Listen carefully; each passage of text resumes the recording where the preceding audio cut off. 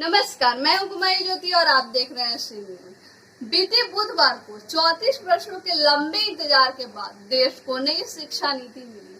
केंद्रीय मंत्रिमंडल की बैठक में राष्ट्रीय शिक्षा नीति 2020 को मंजूरी दी गई।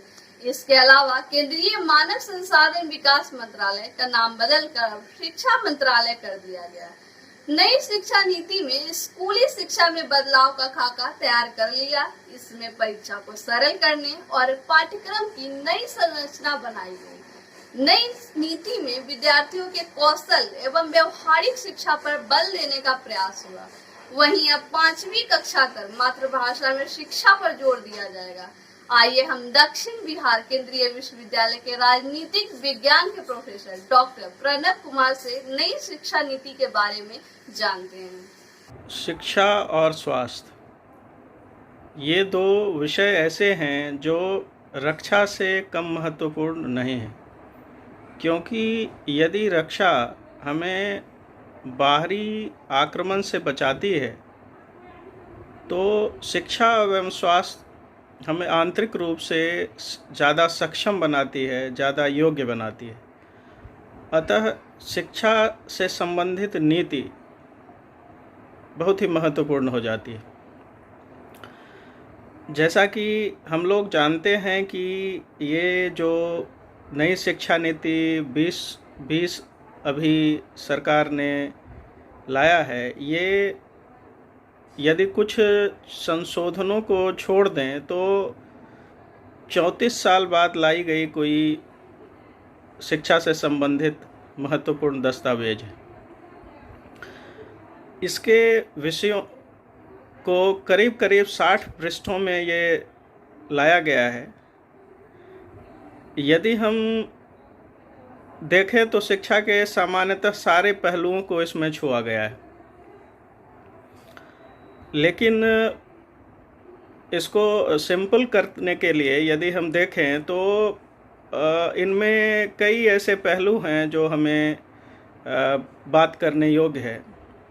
पहला जो सबसे महत्वपूर्ण पहलू है वो है इसका आर्थिक पहलू।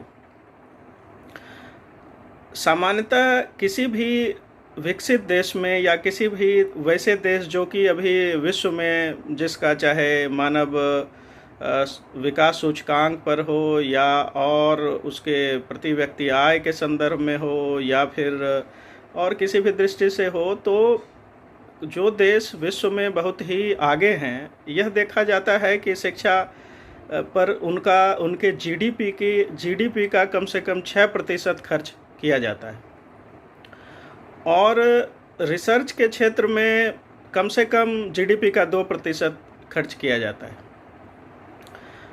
वैसे तो ऐसे भी देश हैं जिसमें 4% से भी ज़्यादा जीडीपी का खर्च होता है रिसर्च पर, लेकिन यदि हम 2% रिसर्च पर और 6% ओवरऑल शिक्षा पर देखें तो ये एक बहुत ही महत्वपूर्ण पहलू है जो कि शिक्षा के अर्थशास्त्र को समझने के लिए बहुत महत्वपूर्ण है। और इस दिशा में यह दस्तावेज एक महत्वपूर्ण दस्तावेज है। हालांकि मैं फिर कहना चाहूँगा कि ये ऐसी बात नहीं है कि पहली बार ये बताई गई। इवन 1986 के दस्तावेज में भी ये शिक्षा पर खर्च को बढ़ाकर 6% करने की बात की गई थी और इसमें इस दस्तावेज में भी है।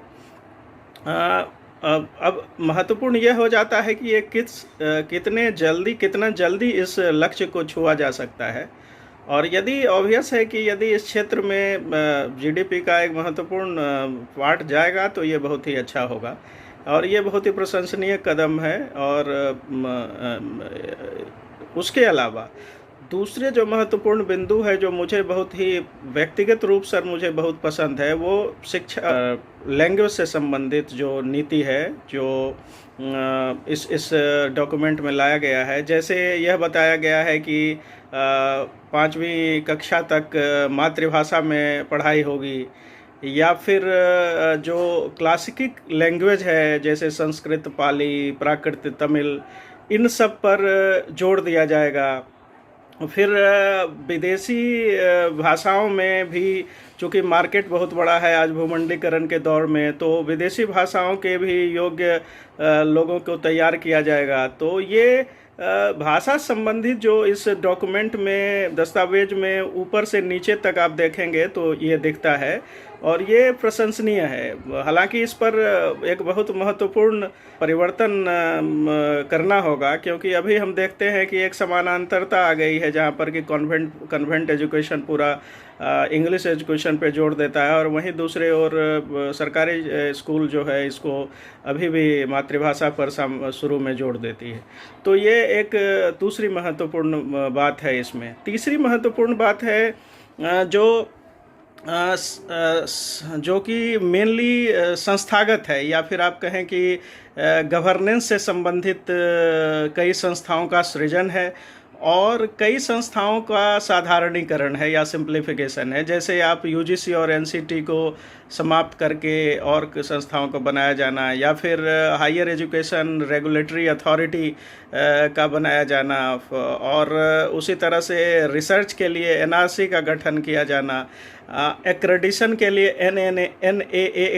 एनएए का गठन किया जाना। इस तरह के कई ऐसे संस्थागत सुझाव भी दिए गए हैं जो कि देखना होगा कि किस हद तक लागू हो सकता है।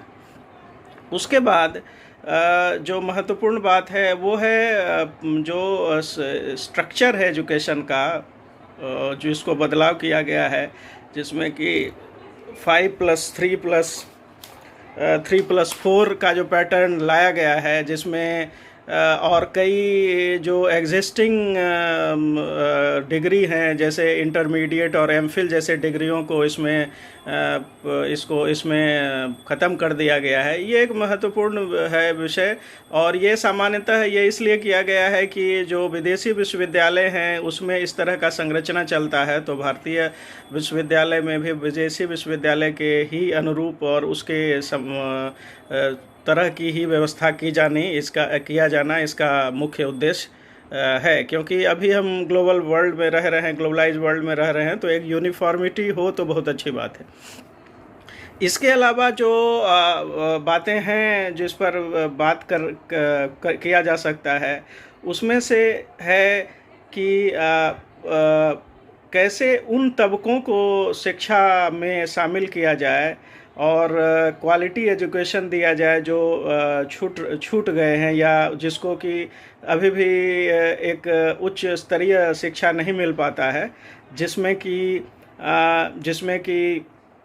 आप देख सकते हैं कि ट्राइबल पॉपुलेशन हो या फिर जो लोग जो शिक्षा को नहीं कर पाते हैं, ले पाते हैं।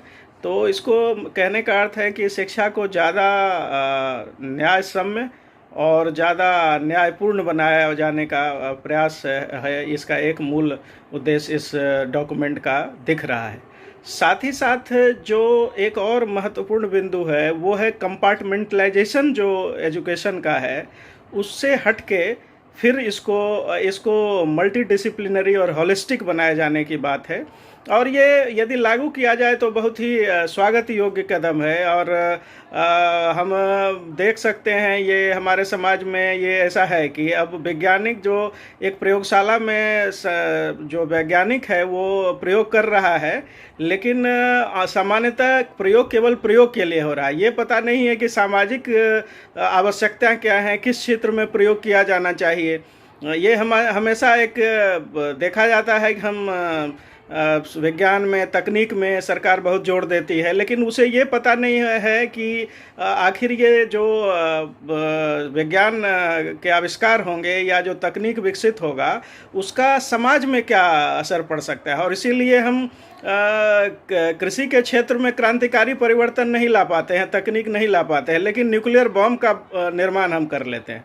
तो ये एक होलिस्टिक अंडरस्टैंडिंग और इंटरडिसिप्लिनरी रिसर्च होने से ये एक बहुत महत्वपूर्ण परिवर्तन ला सकता है, क्योंकि अब हम इसके माध्यम से किसी विषय को मतलब एक एक कहें कि अकेलापन में या अलग थलग करके नहीं पढ़ के, बल्कि उसको हम दूसरे विषयों के साथ मिला के, और क्योंकि समाज जो है वो एक दूसरे से जुड़ा हुआ है, हम समाज में रह रहे हैं, राजनीति हमारे लिए महत्वपूर्ण है, तो हमारे लिए भूगोल भी महत्वपूर्ण है हमारे लिए, और इन सब के बीच के संबंध को समझना एक महत्वपूर्ण बात है। और इस दिशा में भी इस डॉक्यूमेंट में इसमें बहुत ही महत्वपूर्ण बातें की गई है, और ये एक महत्वपूर्ण बात है। फिर कमर्शियलाइजेशन ऑफ एजुकेशन, जो व्यावसायीकरण है शिक्षा का, ये भी इसका एक इस शिक्षा नीति में एक महत्वपूर्ण बिंदु है जिस पर जोर दिया गया है, क्योंकि अभी एक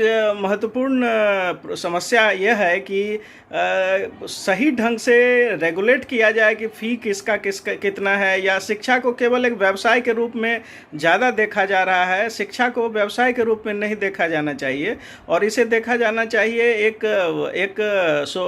कॉमन गुड्स के रूप में, एक सोसाइटी के लिए इसका जो उपयोग होना चाहिए, इस दृष्टि से देखा जाना चाहिए। तो ये सारे बिंदु हैं जो महत्वपूर्ण हैं, जो मुझे लगा कि आप लोगों से शेयर किया जाए।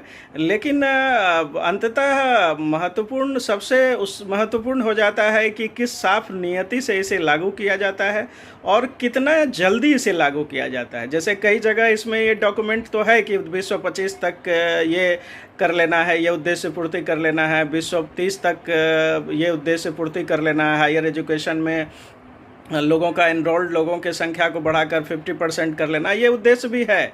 लेकिन कई जगह ऐसा है जिसमें जब तक यथा शीघ्र जैसे शब्दों का प्रयोग किया गया है कि जल्दी से जल्दी कर लिया जाएगा, और ये एक ऐसा शब्द है जिसका कि मीनिंग तब तक नहीं हो सकता है जब तक वो टाइम बाउंड नहीं हो। तो इसको एक समय के अनुसार कि हाँ इसको इतने दिनों में 6% कर लेना है। मुझे तो लगता है सबसे पहला तो यही होना चाहिए कि अगले 5 साल में या 4 साल में 6% कर लेना है।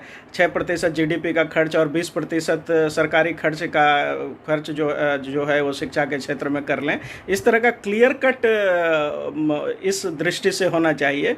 और दूसरी बात जो चिंता का विषय मुझे लग रहा है, जिस पर ध्यान दिए जाने की बात है, वो है पैरेललिज्म, समानांतरता। एक पैरेललिज्म तो हमारे एजुकेशन में एग्जिस्ट कर ही रहा है, सरकारी वर्सेस प्राइवेट, और इसको यूनिफॉर्म करने की ज़रूरत है। दूसरा पैरेललिज्म आप विभिन्न बोर्डों में ही देख सकते हैं कि बिहार बोर्ड है तो सीबीएसई है, आईसीएसई है, और इनके बीच का मतलब एक पता नहीं चलता है कि किस में क्या है नहीं है। तो एक दूसरा पैरेललिज्म अभी यह इस डॉक्यूमेंट में कहा गया है कि जो विश्व के 100 महत्वपूर्ण विश्वविद्यालय हैं उसके लिए खोला जाएगा शिक्षा का द्वार भारत में। तो इसके लिए एक सोचने योग्य बात यह है कि एक तीसरा समानांतरता हमारे देश में शिक्षा में आ जाएगा, जहां पर कि एक सरकारी क्षेत्र, निजी क्षेत्र और विदेशी क्षेत्र की कंपनियां भी आ जाएगी। और मुझे लगता है कि शिक्षा एक ऐसा विषय है जिस पर सरकार का संपूर्ण नियंत्रण होना चाहिए। यदि राष्ट्रीयकरण भी शिक्षा का हो तो वो करना चाहिए, लेकिन शिक्षा जो है उसके लिए हम विदेशी मूल्यों को देश में नहीं आने दे सकते हैं। और ऐसा हो सकता है कि जैसे आर्थिक क्षेत्रों में होता है कि बड़ी कंपनियां जब आती हैं तो छोटी कंपनियों के लिए एक बहुत ही महत्वपूर्ण डेंजर और संकट ले आती है, यह इससे संभव है। इसीलिए मुझे लगता है कि यह एक दूसरी विषय है जिस पर और यदि गंभीर रूप से सोचा जाता तो बेहतर होता।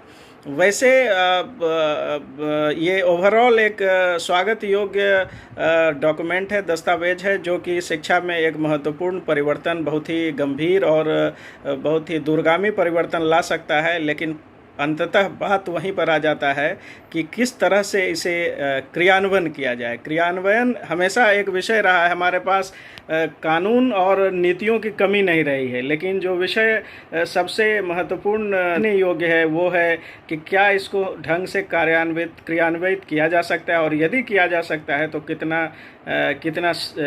कितने समय में किया जा सकता है। धन्यवाद। कि नई शिक्षा नीति 1986 के शिक्षा नीति का स्थान लेगी, जिसमें 1992 के दौरान संशोधन किया गया था। इसके बाद लगभग 3 दशक के लंबे इंतजार के बाद शिक्षा नीति में बदलाव किया गया है। अभी भारत दुनिया की दूसरी सबसे बड़ी शिक्षा प्रणाली है, जिसमें लगभग 1028 विश्वविद्यालय, 45,000 कॉलेज, 14 लाख से ज्यादा स्कूल और 33 करोड़ विद्यार्थी शामिल है।